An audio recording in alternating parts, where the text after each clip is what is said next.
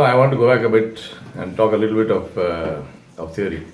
Um, Newly independent nations have become independent from any form of oppressive rule, any form of feudal rule, any form of colonial rule. They face a particular dilemma, which is one side of it, the country, the parties, or the party or the parties who,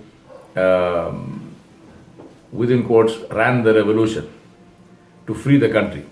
Necessarily, they have to make promises and they have to paint a picture which is attractive enough to motivate the population to go and fight for freedom and independence.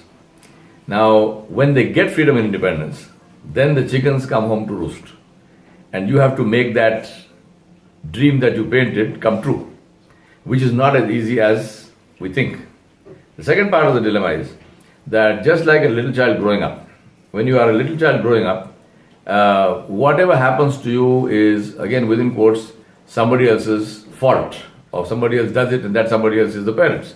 So the little child feels sad, glad, bad, mad, and blames it on the parents.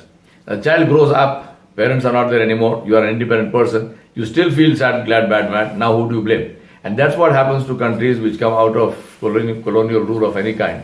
That until I was within quotes, a slave of somebody else, there was a ruling class and I was the ruled.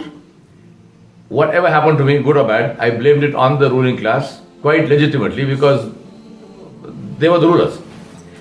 But today when I'm in a democracy, I'm a free country, there is no ruling class.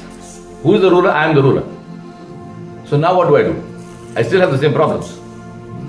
So the mental mindset has to change to take ownership for the welfare and the development of the nation and say, this is my country, I am responsible.